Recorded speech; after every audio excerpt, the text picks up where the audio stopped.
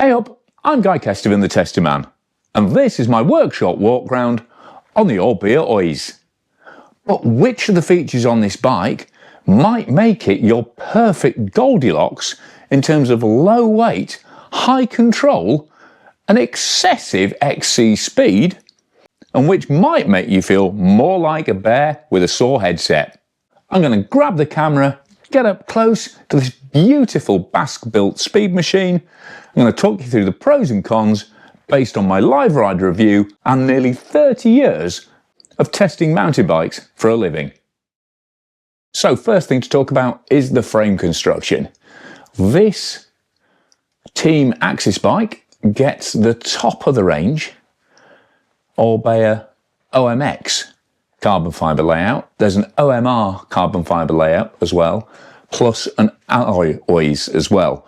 But the headline news here is this frame, including that Fox factory eye-line shock, comes in on Orbea's claim at just 1,750 grams, which makes it one of the lightest cross-country full suspension mountain bikes frames available. In fact, one of the lightest ever produced by my reckoning, because without that shock in there, that's down near 1,500 grams.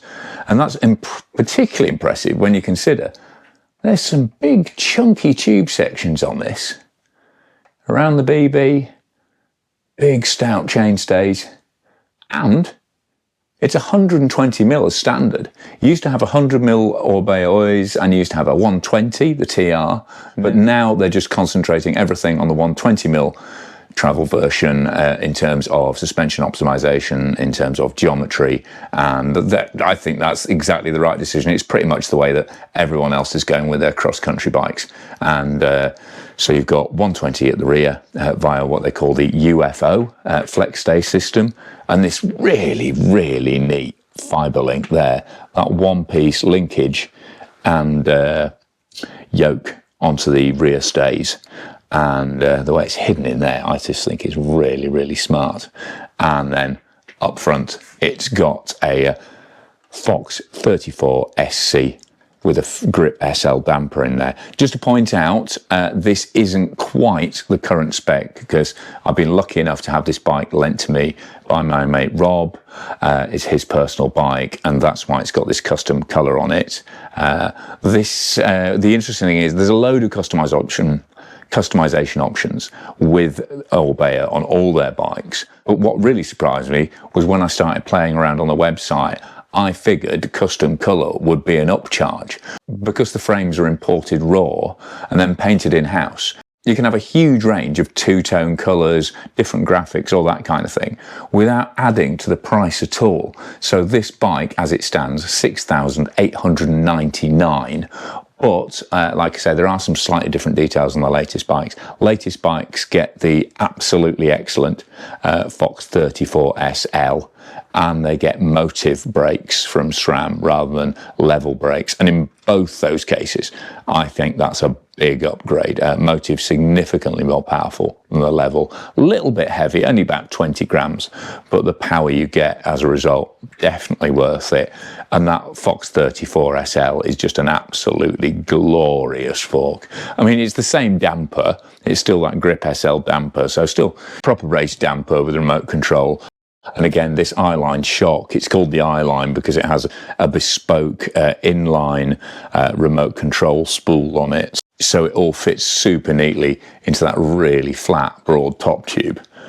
And then you've got that squid lock remote system there, which, as you can see, you've got both fork and shock cable going into that top lever, and then the dropper post lever on the bottom, which I wasn't going to get to now, but we may as well. We started talking about it, and that is, I mean, top models get, you can go through the custom options list, and you can have a Fox factory SL in there if you want, but this is actually Orbea's own brand 100mm dropper, which obviously isn't a huge amount of drop, that's proper XC drop.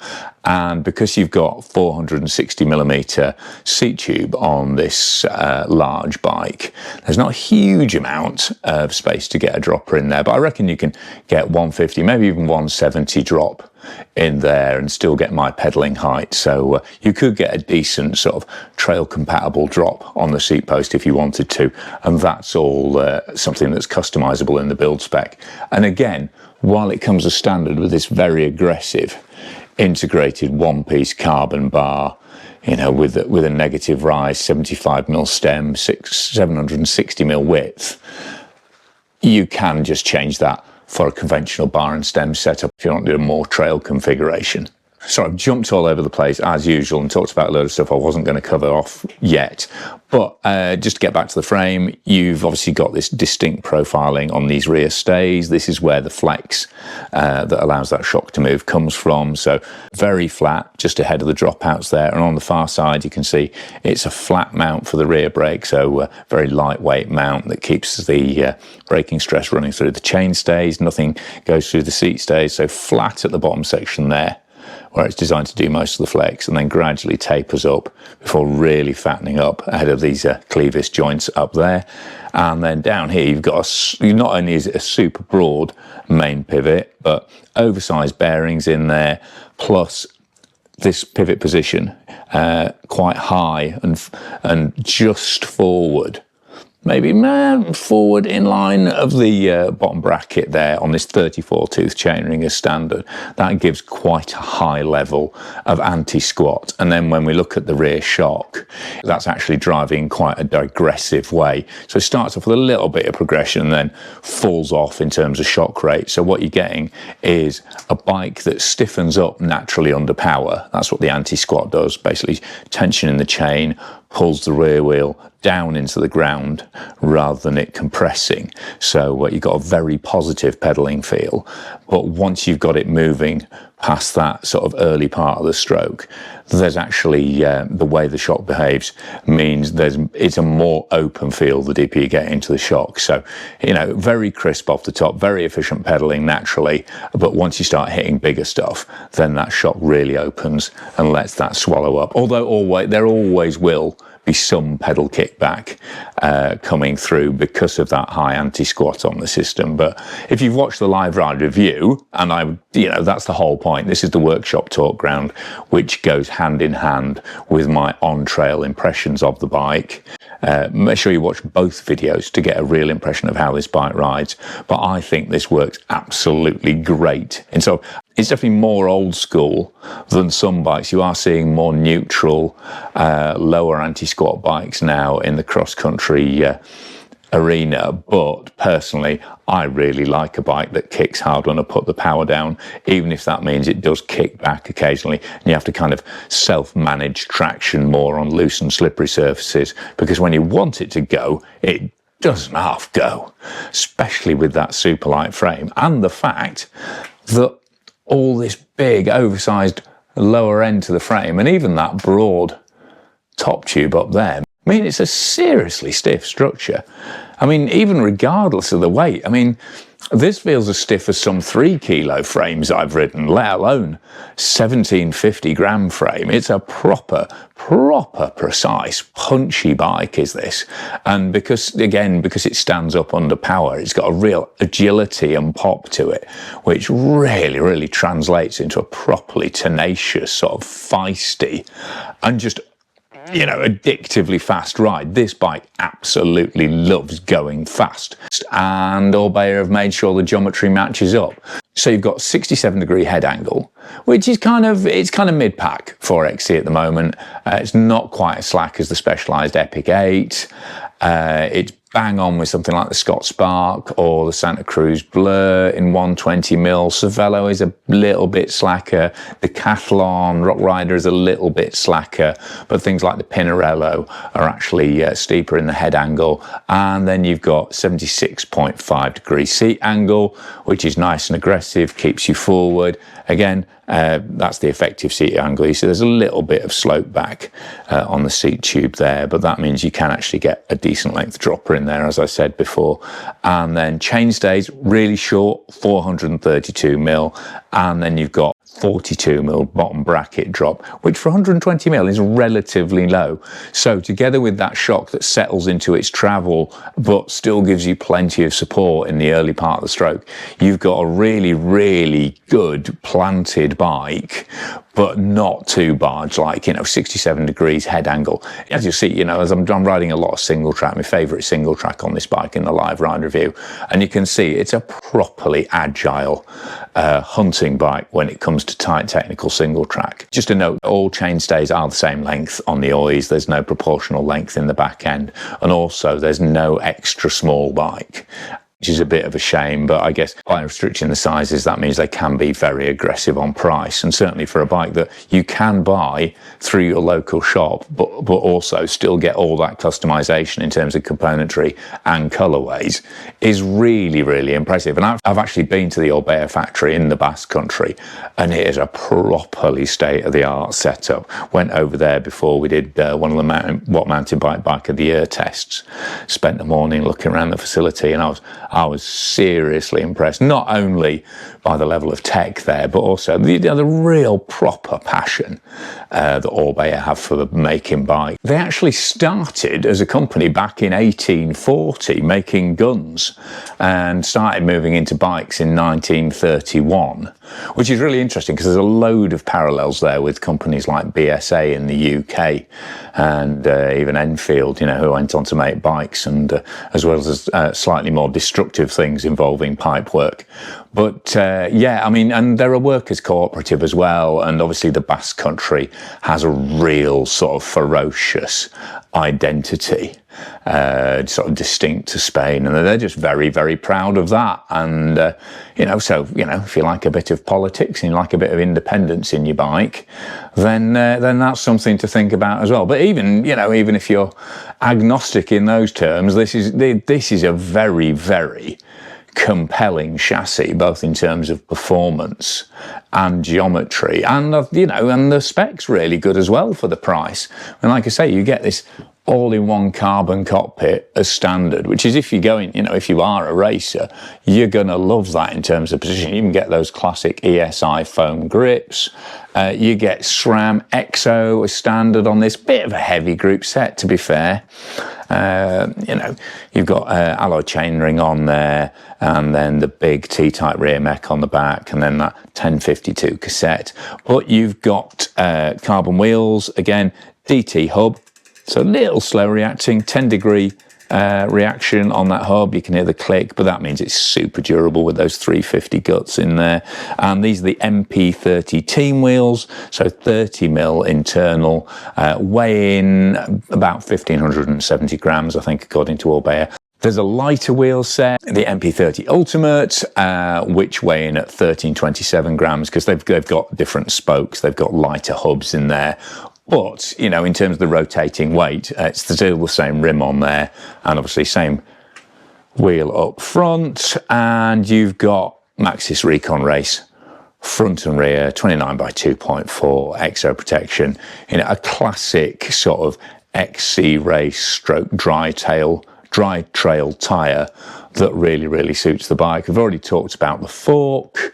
Again, this one's, like I say, this version's a little bit nutty in terms of damping, and also this 34SC chassis is a little bit twisty for the weight. But if you get a new bike, that'll have the 34SL, which is a much stiffer feeling fork, despite only being a handful of grams heavier.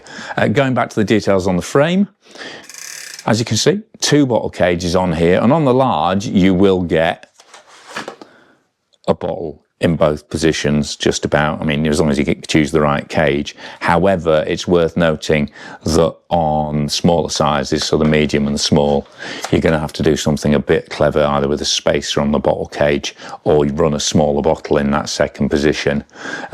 Also, tyre clearance a little bit cramped in the back. You've got, there is room for the 2.4, but you're not going to get anything much bigger than that. And if you go for a bigger tread, you're going to have to be a bit careful. But as you see, nice armour there on the chainstay, and you've got a little foam sort of guard just sitting behind the main pivot there.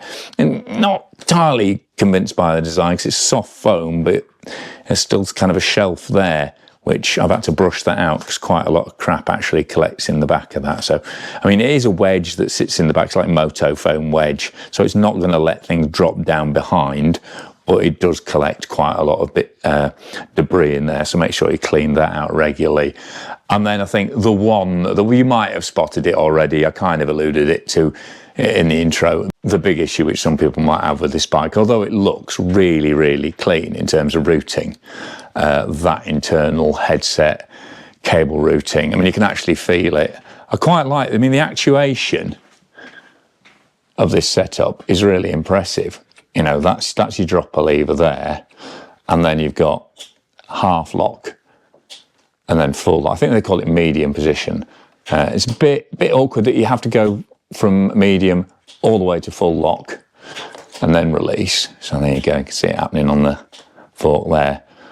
But already, even though this is quite a young bike, because these cables are having to go around, certainly for the rear, having to go all the way through the stem and then down through the headset and everything, there's a lot of tight turns in there, and that's definitely making it already feel very, very stiff through the thumb. So although the ergonomics are good, the you know, that cabling, you're going to need to keep a tight eye on that to keep it running smoothly. And obviously, if you do have any problems with the headset or you have problems with the cabling, that's a lot of, or even the rear brake, that's a lot of fighting with spacers and just convoluted carnage inside the frame. And so I'm glad it's got the Axis wireless shifters on there. And also, keep forgetting to mention, there's actually a steering stopper in there, because although there is some clearance on this model, if you were to take all those spacers out from under the stem, there is a chance that you'd smash your brakes or your controls into that top tube, and that's obviously going to cause an issue. But it's not a fork issue. It's not like the Pinarello where you can actually rip the throat out with it if you manage to push past that fork lock. It's just a bar and top tube interference thing. But you've got, as it handily says on the frame there, 164 degrees of movement in that headset. So that's, you know, I certainly didn't have a problem with it or even notice it on the trail, to be honest, and I completely failed to mention it in the live ride. So don't worry about that being an issue out on the trail. One thing I haven't mentioned, that little chain keeper on comes as standard, and while it comes with a 34, which again I think definitely suits its racing intent, and also means that the anti-squat is worked around a proper full-size race chain ring. It can even take a 38 in there as well, and you can adjust that little chain keeper on top to match whatever size ring you're running. And one thing I haven't said, complete bike weight, as you see it here, without pedals, is 11.6 kilos, and that's within a tube still in the tyres, because Rob's been running various tyres for testing, and he couldn't be bothered to fight with sealant, so it's still got tubes in there. So yeah, as soon as you go tubeless, you're going to lose a couple of 100 grams off that. And with that Superlight frame, obviously, you can go proper light. You know, this could be one of the lightest bikes around if that's what you wanted from your build, or you could take it in a more trail direction with a different cockpit. So that's the workshop work through done. Hope that's been interesting and useful to you to fill in the details on this bike. I mean, it is the classic, you know, flex stay rear, shock into top tube design that the majority of bikes on the World Cup circuit are now using. And, you know, this is a bike that is being raced on the World Cup circuit with the Orbea Fox factory team. But I do think this is one of the best executions of that design, not only cosmetically with these super clean lines, everything kind of flows together, but also just in terms of the metrics, the weight and the stiffness on this bike are absolutely outstanding. You know, considering, you know, Orbea, yes, they're a very old, very established company with a great reputation for innovation, and this is an evolved frame set. Like I say, there was the 100, 120 bike before it, and the Oiz has been going as a family for a long time.